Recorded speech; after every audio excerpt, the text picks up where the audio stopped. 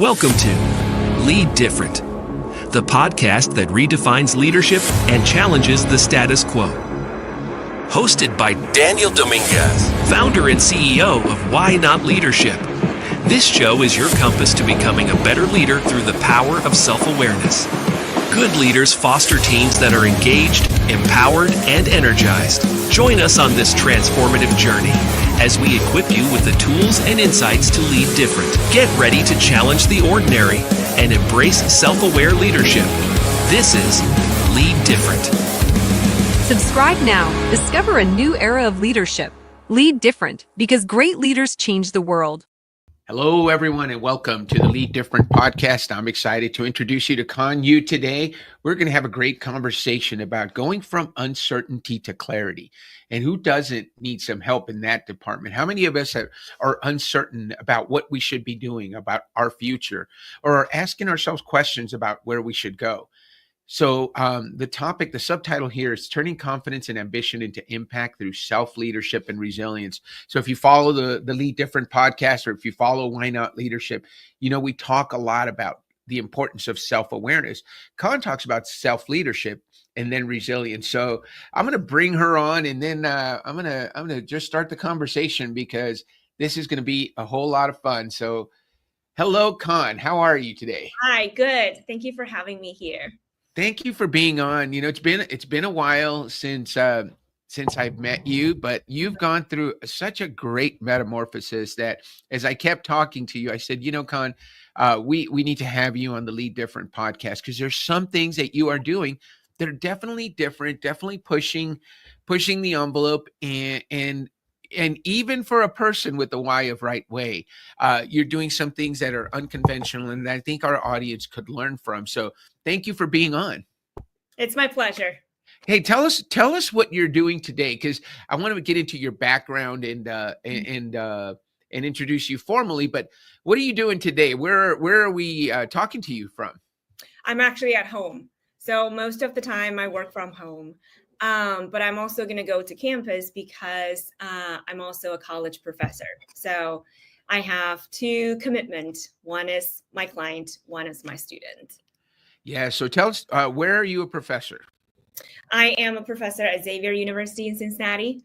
I'm an econ professor. So it's something that I wanted to do from age 18. That's my major in college, and all the way through PhD. Economics. So one of my favorite classes as an undergrad was economics. Actually, it's the class I met my wife in. So maybe that's why it's my favorite class. But it's one of those big, you know, Econ 101 or 102, where you've got like 100 people in the class, and I was at the bottom of the class. You know, it's a big auditorium style, and then my wife was all the way at the top, because she's always been the person that sits in the back. I'm not that smart. I was just told that if you sit in the front, you absorb more, and it forces you to pay attention. So I always sat up front, and there I was, and there she was, way up at the top. And we made eye contact, and then later on we talked, and you know, the rest is history. But so there's another good reason to like 𝗂𝗃. She teaches a subject that brought my wife and I together. So how does you know, what made you, you know, and we're going to get into your YOS later, but what made you at 18 say, hey, I want to be a college professor and teach economics? Because that's what you majored in, and you went all the way to get a PhD in economics. But what at 18? Because a lot of 18-year-olds say, I want to run the world. I want to run a company. I want to start my own business. I want to go model, go play professional sports. You said, I want to be an economics professor. Yeah, Actually, at the age of 18, I only knew I wanted to do economics because that sounds fun. That's the only reason. But then I did not decide that I wanted to be a college professor until I was in my first year of my master's degree. That was like 23. Because like the reason why I wanted to be a professor is because I enjoy teaching.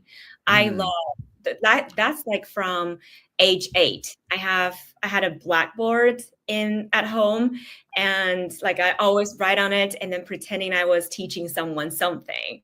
So that's why I love teaching. And also when I was in master's degree, when I first got into it, I was like, I want to be a financial analyst. I want to take all the certification and then work in investment banking. Right. But then eventually I felt like I actually really enjoyed doing research in economics. And I love the process of getting deep into something.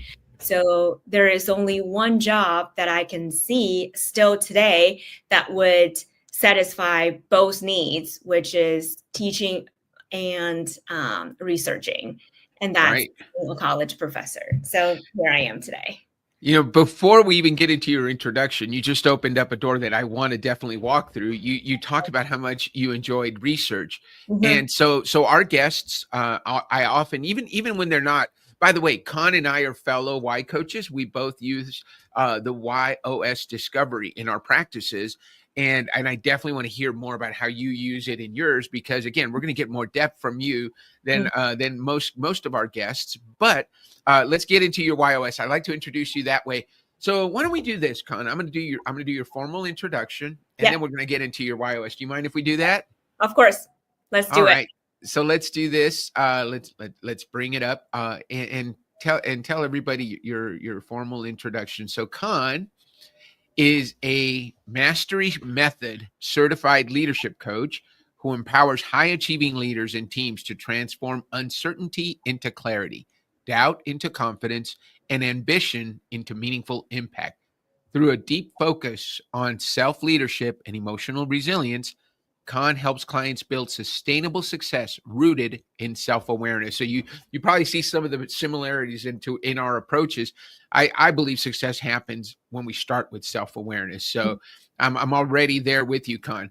Con also believes that success happens when things are done the right way, leading to predictable results. The right way comes from a deep self-awareness and understanding what's holding you back. So given that introduction, and I really appreciate how much is in there, because I think as coaches and as leaders, I'm working with a client on Wednesday on developing their personal brand.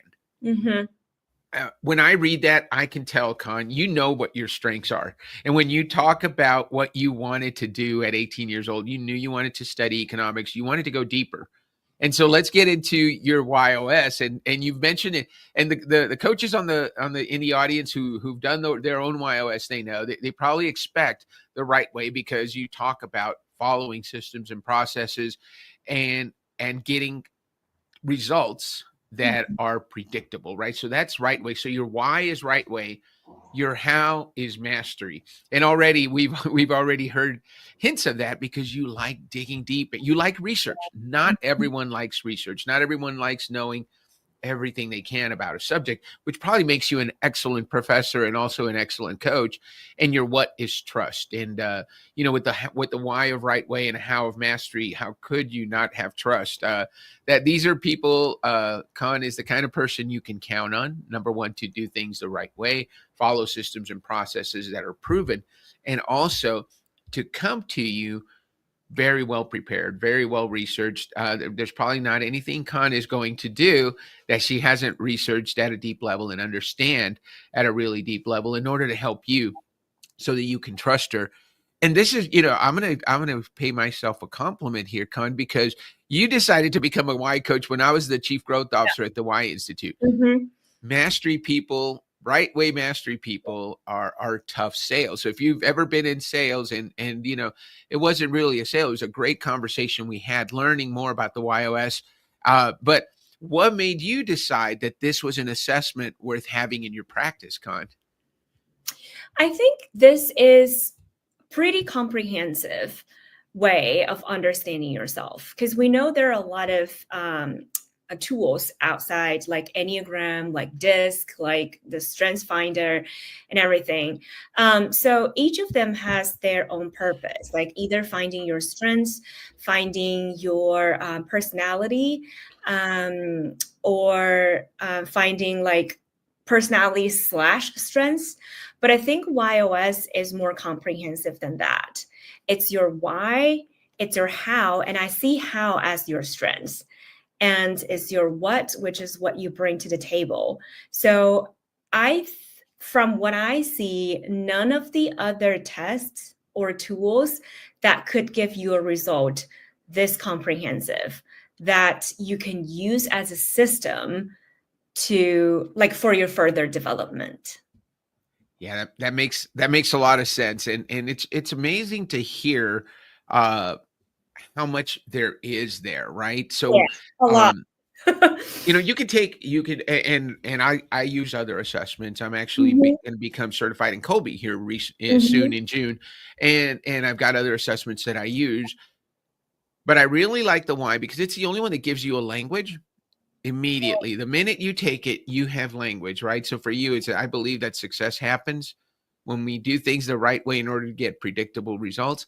How Mhm. I do that is by seeking depth and breadth, and then what I bring is a relationship where I can be trusted. Yeah. I want to be a trusted source. So it gives you language immediately for messaging who you are. And if we do it right, that messaging can become our powerful personal brand. How do you use it with your clients, Con? And tell, well, you know what? Let's start with this one. Let's start with the first question is, how did it impact you discovering that about yourself and getting that language? Yeah, it's actually pretty powerful. And you actually helped me understand my YOS on one of our calls. So when I first got it, like what resonated with most with me is my how, which is mastery. And I know I love doing research and I love going deep. And when I reflect back on my coaching journey, I've taken 2 certification programs. And the first one, it was like only 3 months. And after I did it, I was like, this is good, but I still don't think I can do a good job, as good as I wanted using their tool. Because now when I reflect back, I think back then I thought it was superficial. Like Mm. we are solving some surface problems using some surface tools. But then the second certification program I did, that was year-long program, not just because it was long, it was in depth and it taught me how to get to the root of my own problems. And it indeed changed my life when I was going through that program. So I feel really resonate with that. And I think the reason is because my how is mastery. I want to Mhm. go deep. If I have a problem to solve, if I have a goal to achieve, I want to use the tool that would get me to the root of Right. why and how. Yeah, it's interesting you bring that up at Why Not Leadership. We work with a lot of leaders, and one of the theories that Nikki and I have, and this will be a great question to ask Gary. I've got to get him on the show to talk more about this. I think our how shows more than our why Mm-hmm. in most people because it's how we do everything, right? And so your how of mastery shows, and your parents would probably be like, "Oh, Con is mastery. She loves learning things. She loves researching and digging deep." My how is challenge. Mm-hmm. And people who don't know me, if they just look at me, right? I will. It's how I do everything. I'm constantly challenging the way things are done, and that it's easily visible because it's how I do everything. Yeah. Even though I'm doing it in order to contribute, even though you're doing it in order to find systems and processes that Mhm. work. You're Yeah. going to say something. Go ahead. Yeah. I think the reason why we see like our how more often is because we do it every day. But the why is what's hidden behind it. Right. And I think this is also the power of this tool. And that is, we don't just observe or identify what we can see every day, but we can also discover something that is behind it, that is driving it. So that's like one of the powers I see. Yeah, it's really powerful, and it's really been fun working with leaders Mhm. because when, and we have a process we take people through understanding themselves and Mhm. then understanding their teams. Yeah. And when you understand what drives everyone on your team, it makes it so much easier. I would normally, you would look, and I used to say this when I was a junior YOS coach, when I was learning, I used to think, gosh, I don't know that I could handle working with right way people because they are so stringent and by the book, and I'm such a out of the box break the rules kind of guy. I find that when I know that about someone, I can adapt and actually benefit from their genius, because what you do, what the superpower that you have is something I don't have. And that is to create systems and processes and to create predictability. Yeah. So one of the things you get with me is not predictability. It's I can go from one thing to another, to another, to another. Con can help me. If she's my coach, I know she could help me create systems and processes where I could track the things that are important in order for my business to succeed. And so many of us need that. So right way is, and it's so rare too, Con. I don't know. I know it's not in the bottom 3 in terms of the 9 whys, but what I have found is people with your why are always very successful because they've got their stuff in order, and they're usually helping others put their stuff in order, whether their challenge makes sense, whatever their why is. Right way people have a tendency to do that. Have you always been that person, the organizer, the person that summarizes, puts things together? Take us back to what's the youngest age that you remember being the one that said, guys, this is how we've got to do it? Yeah. Like the youngest age. I can't remember the youngest age, but I have always been a planner.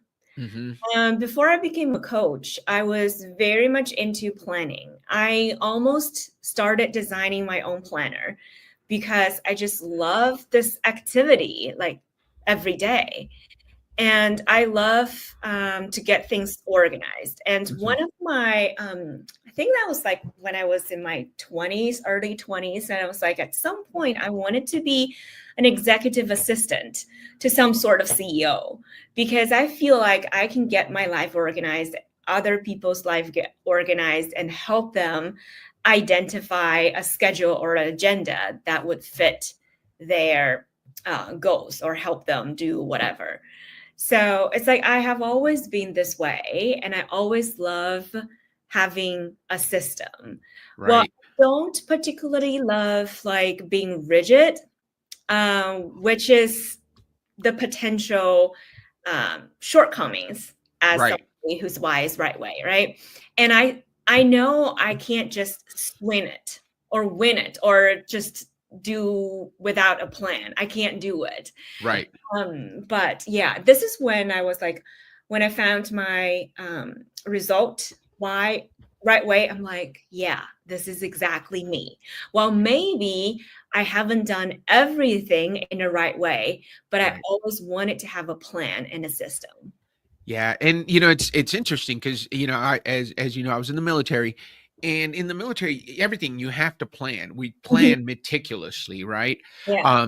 But we also know that once the battle starts, the enemy doesn't tend to do exactly what we planned, right? They have their own idea. They have their own plan. Yeah. So it's important to be able to adapt when the conditions change, which is, I think, something you've learned, right? It's okay to have a plan and to try to follow it, but sometimes the plan doesn't work. And you're right. Right way people can tend to be rigid. But that self-awareness that you have allows you to say, hey, am I being too rigid here? Or should I maybe flex? Should I be open to other opportunities? Yeah. What does it take? And I probably know the answer to this, but I'd love for you to voice it. What does it take when you have a system that works and is giving you results? What does it take to change your mind, to try something different? That's a good question.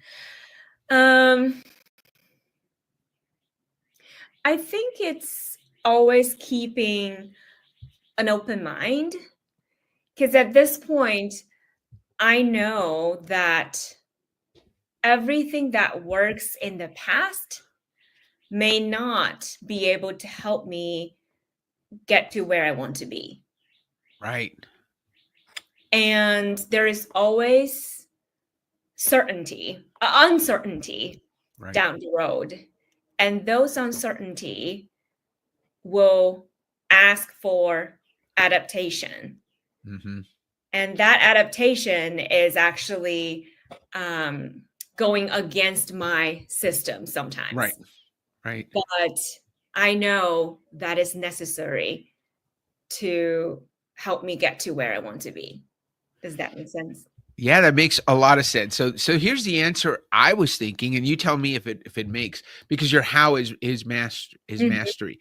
So I would imagine in order for you to change a system, you're going to want to research it, right? If somebody says to you, "Hey, Con, this works better." If somebody Mhm. brings you an assessment like the YOS, "Hey, Con, here's something else to try," you're going to say, "Well, okay, let me look into it and let me dig into it. Let me do my research." And if the research comes back and you can say to yourself, "Yeah, you know what? It is Mhm. better," then you can confidently try something new. Yeah. Would you agree with that? Yes, totally. Like I would need to do some research to have more information. Well, sometimes it doesn't have to be like super deep, but I want to have more information before I make a decision. Yeah, no, and that makes total sense. And that's the benefit. And I tell my clients all the time, that's the benefit of using the YOS, because I knew going into my conversation with Con after she had taken the assessment, this isn't someone you're going to just say, "Hey, let's do it. Sign up today." Con was going to need time to think about it. And I think we probably had 3 or 4 phone calls Mhm. before you made a decision. But I also knew that when you made a decision, it was a decision that would Mhm. last, because Right. you had done your homework, you had looked at all the possibilities, and you found value in it. Would Yeah. you agree with that? That was kind of the sales process for you? Yeah, I think that's a really good reminder because sometimes we say, okay, we know our own why, how, and what, Right. but it's also beneficial to know whoever you are working with, their why, how, and what. Because for me, if you tell me something without detailed information, without doing research on your own, I can tell that you did not do that. And whatever you say will not be attractive to me. But if you are doing it and I can see that you put in the effort and time into research, then it's attractive to me. And even if the information is not perfect, but just the action you are taking Mhm. speaks a lot to me. So it's like when we are making a sales or when we are trying to convince someone to do something or to take a look at something. Now it's important to know their why, how, and what so that we can speak their language to make sure like what we are doing is exactly what they need. Like to me, mastery is what I need. Exactly, and it's so funny you say that. We call it the platinum rule. You Hmm. know, people don't want to be treated the way you like to be treated. They like to be treated the way they like to be treated. So, preparing for Con, I remember, well, I know she's going to have questions, and I've got to send her information because I know Con is going to read it. There are some clients you can send them all the information in the world, they're not going to read it. Con probably read every clicked on every link that I sent her and read it and took notes and before she made her decision. So I knew what you needed. You needed information and you needed to see how this was going to fit into your system Yeah. so that you could trust it. So, it's interesting the way we do that. Tell me, I want to move over unless you have any more thoughts on this, because I want to make sure I get everything from you on that. Yeah. All good. All good. Good. Yeah. So let's talk about coaching versus mentoring. I think it's I've seen you talk about it, but I would love to hear your definition. What's the difference between coaching and mentoring? Hmm. So mentoring, from what I see, is if you are a mentor to somebody, then you have walked a path that they want to walk down the road so that you have the information, the advice, the insight to give them. But as a coach, you may not have walked a path, but what you are there, the reason why you are there is to help the person to identify their own path if they haven't decided yet. Or if they know what to do, where they want to go, but they just can't take the action to actually do it, that's where the coach comes in to help them to move through the blocks to actually taking action. Okay, so that's really good. I can see that, and that answer really helps leads to my next question, because there's a lot of coaches out there who feel imposter syndrome, like I can't coach. How can I coach someone if Mhm. I haven't done it? Mhm. And I think your definition helps us to tell them, hey, you don't have to have done it. You're a Yeah. coach, not a mentor. Yeah. When you don't have to have walked the path in order to help someone find what they need to tweak or the process or system they need to follow in order to achieve the goals that they're looking to achieve. Now, I heard you say earlier, this is Mhm. I'm going to give you a compliment, Con, because you look so young. You said when I was in my 20s, I'm like, what, like last year, right? I'm sure it hasn't been that long when you were in your 20s, but as a young person who, on top of being young, you look younger than you probably are. How have you dealt with, or have you had to deal with feeling imposter syndrome because of your lack of experience? Yeah, so all the time, and especially at the beginning of my business. So I am turning 38 this year. Um, but then people always say, you don't look like you're 38. Now, when I was in my 20s, I love hearing that. And trust me, I've spent thousands of dollars on skincare product to make myself look younger. But then when I was in my 30s, when I came to my 30s, and then when people say you look younger, and sometimes it does not feel good because you looking younger sometimes means you are not experienced. And then it would translate into we can't trust you because of that. Mm. So it's not a good feeling to look younger now than 10 years ago. Mm-hmm. But just the other day, I was on a call with somebody, and then we met for the first time. And then she, toward the end of the call, asked me, so how old are you? I'm like, I'm turning 38.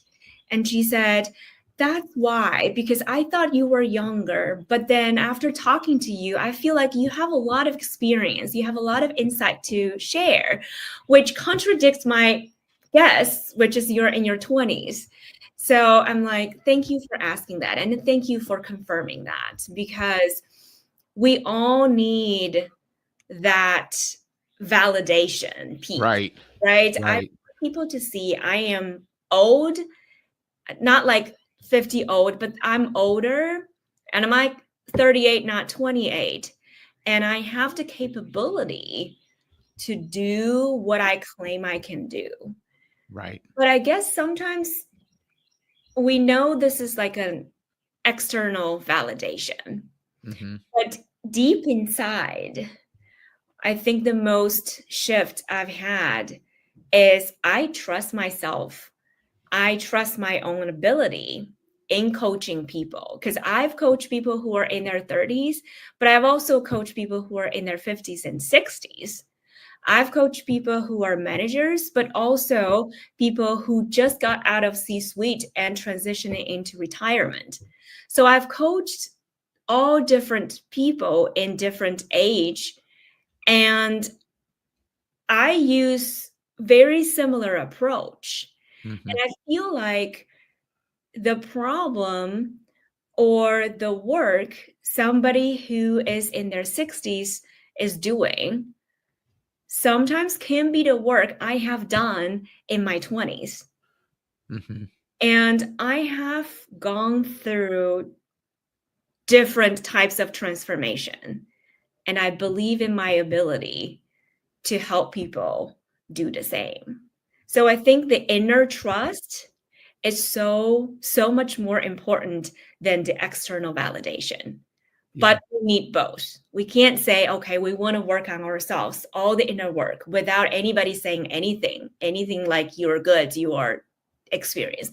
We still need the external validation, Right. but we get to start from inside to make sure next time when imposter syndrome comes up, we have an approach to deal with it, to work through it.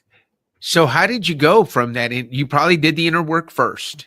How do you, Mhm. what advice do you have somebody who's feeling that imposter syndrome to get that confidence in themselves, trust themselves? Mhm. Because like you said, you had a client tell you, and that external validation is good. We see it on our LinkedIn. Somebody loves our post, right? We that Mhm. adrenaline rush, that dopamine hit that we get when somebody agrees with us or sees something that we do as insightful. But until you get there, until you start getting that external validation, what tips do you have to help people feel or understand and get that confidence that you had that allowed you to move forward? Yeah. So I think there are like 3 things I did. The first one is look at my own transformation, look at my own experience, and look at my own superpower. Because for a long time, I was thinking, okay, I've never been working in corporate. How can I be a leadership? I have never been in the C-suite. I have never been a director or a VP. How can I coach people to get to where they want to be? But then eventually I found that this is my superpower. The fact that I have never worked in corporate is my superpower, because I don't tend to tell people what to do next, because people have already heard a lot of strategies from everywhere, even online. But I am here to guide people, to really coach people into finding their own strengths, their own approach, their own way of succeeding. So I see that as my power. So sometimes we have imposter syndrome because we think we are not something, but the fact that you are not that thing might be your strengths, might be your advantage. So that's like one way, one thing I realized. And second is probably only 2. Second is to see where this imposter syndrome comes from. And that's when I went deep. I went deep on myself. Like, why do I feel I'm not experienced all the time? Even if like in academia, I have been in academia for 10 years. Why do I still feel like I'm an imposter? Why do I still feel like others will find out that I don't know anything? Right. So that is the deep work I do with my client and also with myself. I found that is like go way back into my childhood, where I was rarely complimented on. And I was always told, I have this to improve on, I have this to change. So for a long time, I have been a people pleaser and a perfectionist, because I want to be great. I want to do well so that I can receive compliment. So deep inside, there's always this, I'm not enough. Right. And that takes time to overcome, because I have always been wanting to prove to my dad, I can do ABC. I am so much better than ABC. Right. But then once I get out of that mindset, get out of that need, I'm not going to prove myself to be anything. I just want to be myself. And I'm very content with where I am now. I don't need to always chase and go further to show you that I can always achieve more. I don't need that. I don't feel joy in doing that. So once I shift that, it gives me the enoughness that I always need to move forward. Because the imposter syndrome, why am I an imposter? Because I'm not enough. Either I did not learn enough, I did not do this enough, I did not think about this enough. It's all about not enough. But once we have that enoughness inside ourselves, that imposter syndrome isn't going to be a problem. Enoughness. That's a great word. I don't know if that's a new word for me, or maybe it's you probably could tell me more about it. Then I love that word, enoughness. There's enoughness to get the job done. You mentioned your dad.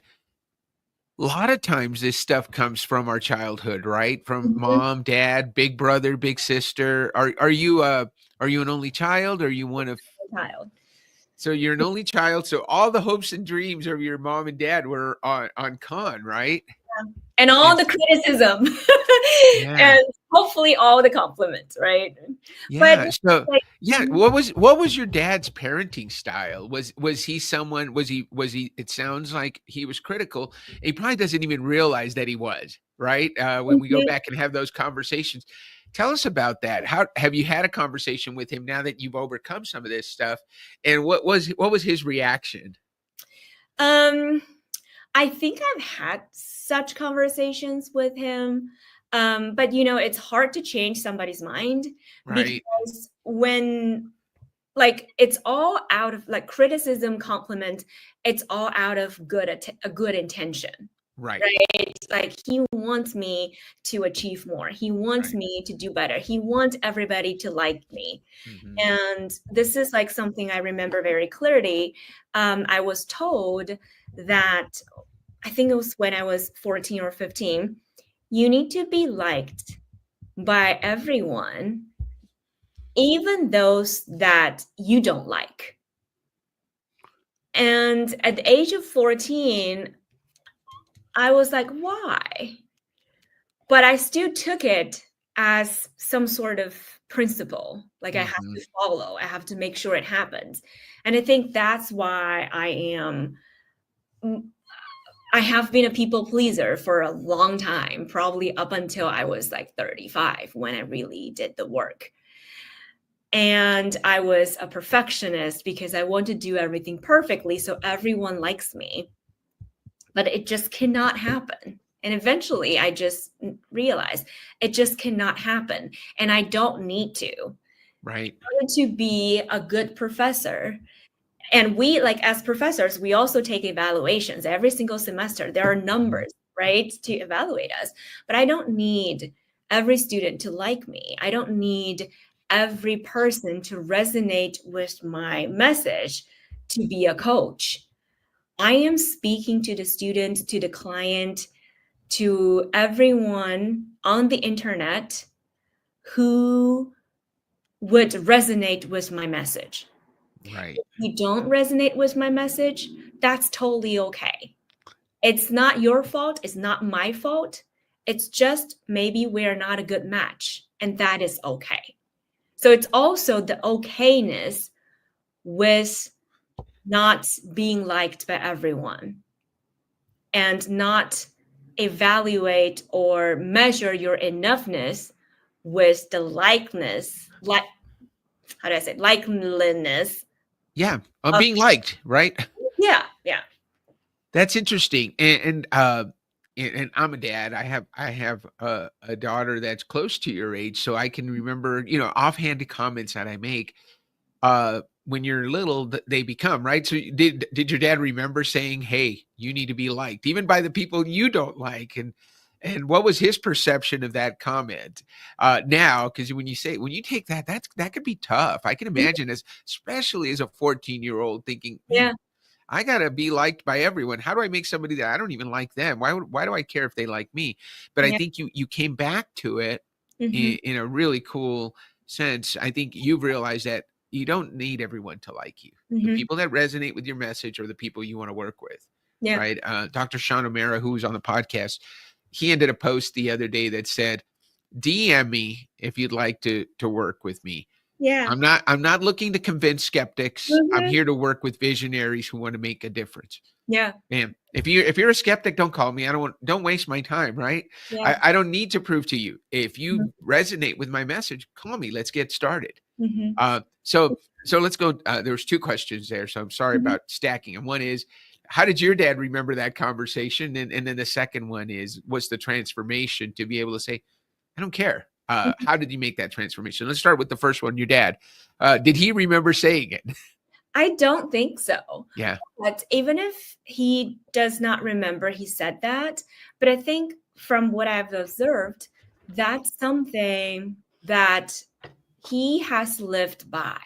Right. And I can see it in his behavior and also from what he is telling me in other situations. So, and that's like, as a coach, now I can see this is something that you need to shift. Like my dad need to shift in order to live the next 20 to 30 years even better. Right. But I did not say anything about that. Because like that's a deeper conversation to have, right? Sure. No, that's good. Thank you for sharing so much that you already have, because I think that's important as we do deep work with our clients, and I'm sure you do the same with yours. As we dig deeper, we have to look at, hey, where did that come from? Rosie Ward, a good friend of probably both of ours. I don't know if you're following Rosie. She's a fellow Y coach. She takes us back to that 8-year-old self, that 9-year-old self. And those doubts that we have often come from somebody who picked on us and when we were 8 years old, and they made fun of something we did, and then we've made it our mission never to allow that flaw to show again, right? We're not going to do that again. So that's what that deep work does. It allows us to understand others too, when they're going through that deep work. So I think there's a lot of value to that. I want to ask you a question, because there was a recent post of mine on ego. And you said ego is our best collaborator and our biggest enemy. So let's share with the audience, because I thought that was really deep. And I said, you know what, I'm going to save the question and ask it on the podcast. So it's our biggest, it can be our biggest, our best collaborator and our biggest enemy. Tell us about that. Yeah. So the biggest enemy part is relatively easier to understand, because we all say, don't let your ego do this or that, right? Our ego would resist feedbacks. Our ego would care how we look out, like on the outside, but not like how we feel deep inside. And our ego does not like vulnerability. But the reason why I said ego can also be our collaborator is because, first of all, ego pushes us forward. Ego has ambition, and ego can be our biggest driver. And ego is also part of ourselves. So we can always have a conversation with our ego to see, why do you want this? And how is this serving you? And if it's not serving you, then how can we make a change? So we can always have a conversation with the ego to actually come to an agreement on what is the best way forward.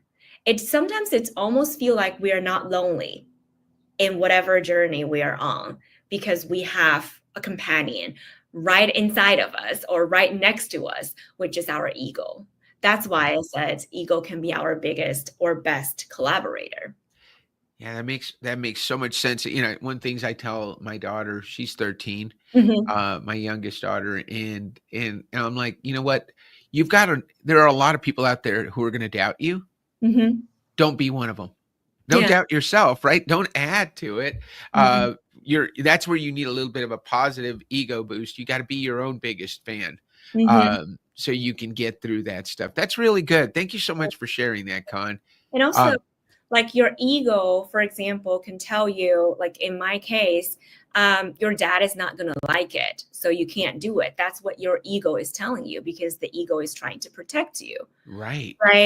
But the thing is, we eventually, after the conversation, we might realize that we don't need to change the other person, shift ourselves, right? Like, I don't need my dad to change his view on being liked, to actually shift my belief from I need to be liked by everyone to I only need to resonate with people who resonate with me. There is a match and there is a mismatch, and there is always a mismatch. So we need to focus on ourselves, not the other person. That is such great advice. Who do you love working with, Con? Who are your clients that you say, man, if I had 10 of those or 20 of those, this would be a great year? Who do you love working with? Yeah, so I love working with leaders in their 40s, 50s, and 60s who want to make an impact, some meaningful impact, who want to leave a legacy, who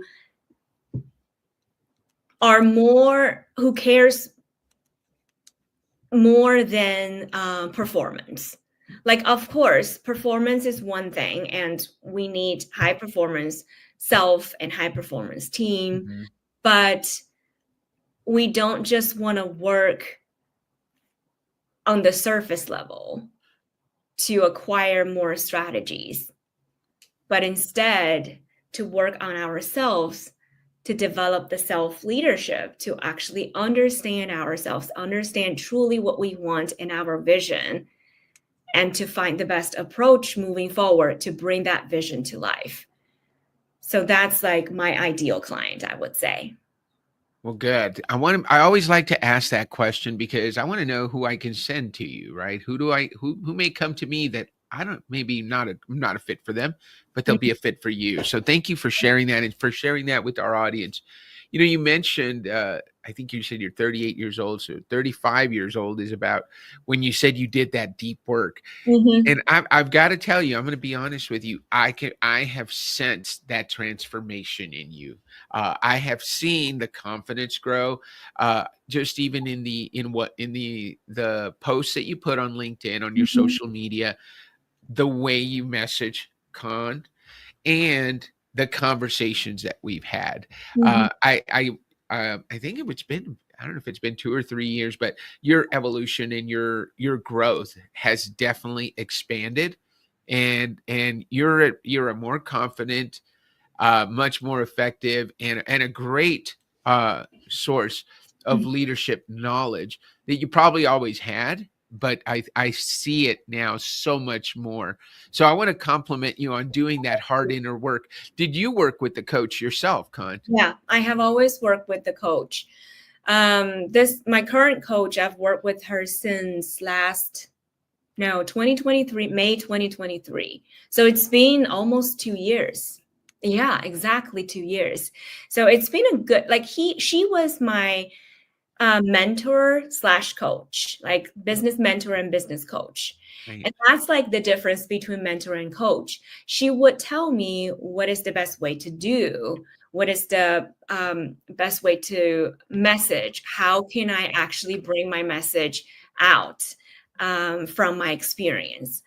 But when I can't really say it out loud, when I am experiencing imposter syndrome, when I am not able to take the leadership, then that's when I turn to her as well for coaching.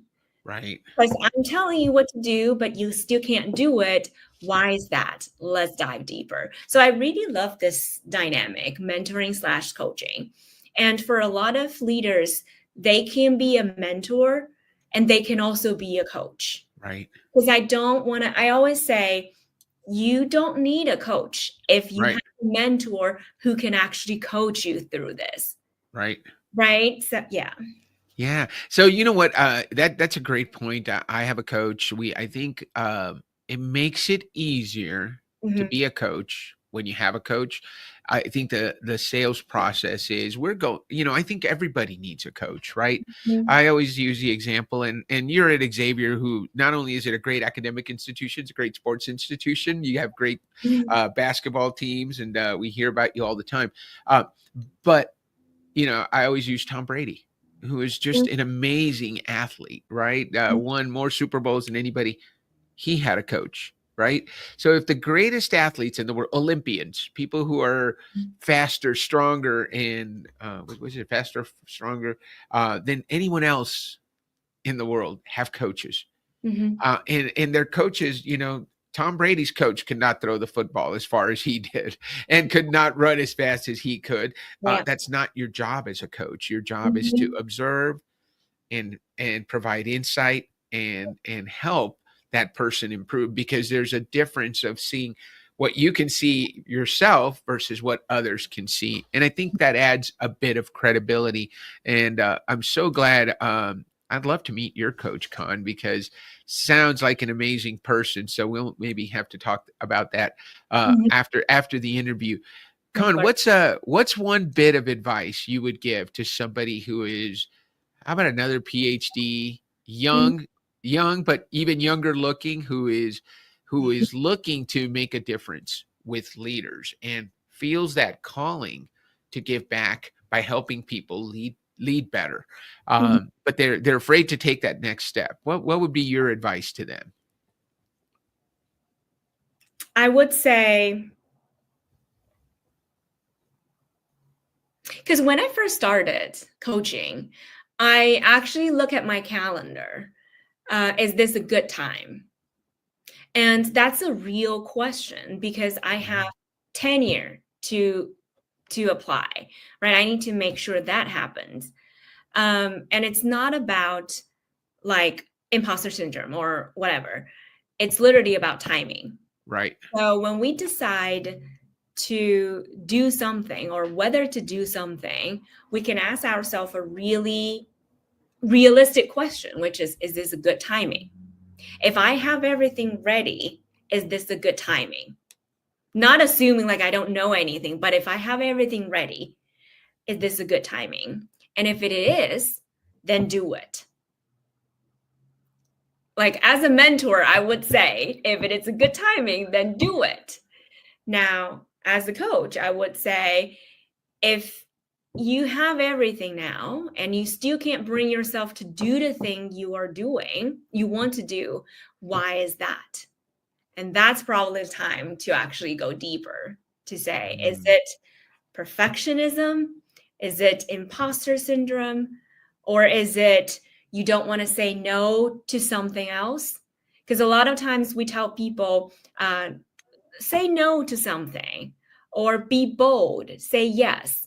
But then the next question to ask is, what am I saying yes to? Behind this opportunity, what am I also saying yes to or saying no to?